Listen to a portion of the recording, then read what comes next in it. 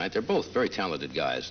Dan, of course, as Bill, I think, was one of the original members of Saturday Night Live. Went on to make hit movies like Blues Brothers, Trading Places. The latest movie is called Ghostbusters, which opens this Friday. Would you welcome, please, Dan Aykroyd.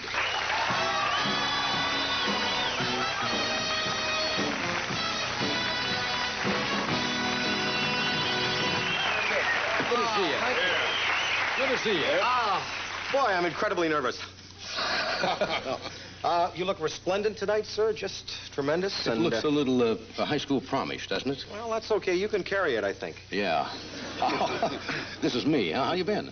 Very good, very good. Very excited about Ghostbusters. Are you really? Yeah, absolutely. It's got lots of laughs, lots of special effects, and family picture, and we're very, very excited. It's going to be a good one. Okay, thank you, Dan, for being with us. Now, my next guest. Got it all out of the way right now. No, I was reading Time earlier today, and Time magazine, which very often, for some reason, shoots down. Coca-Cola bought that one for us, yeah. Yeah. No, just... And they liked it. That's good. It's nice for a change to be appreciated by the press. Yeah. Would you come on with a book tonight? What? Well, this has to do. I know what this is about. This is basically has to do with my pitch for the American Society for Psychical Research. Now, in the movie Ghostbusters, we deal with ESP and ghosts and apparitions and all of this stuff that many of you out there may not believe in at all. But in fact, there is a group in New York that treats this all very seriously, and this is their journal here. I have a picture, in fact, of my grandfather. Come on. Here. Are you putting me on? Now, take a look at this. This is Can I look at this first? Very strange. This is your grandfather? Yes, he was a grandfather. He was a psychic, a medium. He corresponded with Bertrand Russell, and this picture was taken at his writing desk in Canada. And you see these heads that appear around him. They are completely, inexplicable. He wouldn't have faked this because he was a very, very astute man and very, very serious about this type of work. And can I show the picture?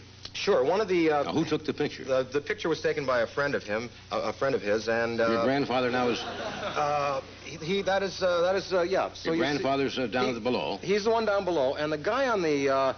On to our left there. Looks like the Dutch Master's ad for cigars. You sure it's not the Dutch Master's cigar ad? He had a box of cigars back of him? Absolutely. See, I have to play devil's advocate on this, Dan. Now. Well, I know, and I'm going out on a limb here, but you can see that the eyes and the other characters are very, very black, and these heads didn't appear, of course, in the original negative, and it was only after the picture was developed into a print that these heads came into the photograph. No, anyway, I don't want to shoot this down, Dan, but isn't it possible with the photography to, gimmick something like this? Absolutely, but in the time that was taken, which was about 1909, it would have been hard to really smoothly, put other superimpositions into the emulsion. One can argue, of course, that it's all fake. But these people in New York very seriously treat the psychic phenomenon, and I'll tell you how seriously they do. I'm going to read some of the titles here off the quarterly journal of the American Society for Psychical Research. The first article is Sensory Contamination of Free Response ESP Targets, the Greasy Fingers Hypothesis. Here's another one. Hypnagogic Fantasy, EEG, and Psi Performance in a Single Subject. They're very serious about this. Yes, I can tell that. And we have another one here. Adventures in Immortality, a look beyond the threshold of death. In any case, they have a great library in New York City. They're running out of money. You might wonder why. And they need funds to keep the library going. You're serious about this? Well, I believe there's a basis in fact. I had an interesting experience in New York City when I worked on Saturday Night Live. We were on the 8th floor at NBC there. You know the studio well. And I went into the first floor and entered the elevator with a lady. We walked into the elevator. I was going to 8. She pressed 8. I pressed 2. She got out on 2. And I went up to the 8th floor and I realized, hey, I pressed her floor, she pressed mine. Here we were in this confined space, and what happened was probably just a cross circuit between our minds. And it could have been a coincidence. Couldn't you just both have pressed the wrong floor? I mean, well, the fact that she pressed mine and I pressed hers gave me to think that maybe an ESP experience had happened there. There's a very famous book that was written about the ghost of Flight 401. I don't know. Hey, everybody knows it, yeah. The Ghost of Flight 401 concerned the wreck of an Eastern Airlines L-1011. They circled into a swamp. The automatic pilot went out, and Eastern Airlines salvaged all the parts from this particular wreck. Right. And about 2 months after this wreck, the galley elevator went out in another L-1011. Eastern Airlines took the galley elevator from the wreck, put it into this other plane, and about 2 or 3 weeks after they did that, events started to happen. Stewardesses, pilots, and passengers started to see the full torso apparition of a pilot with stripes, a hat, and everything.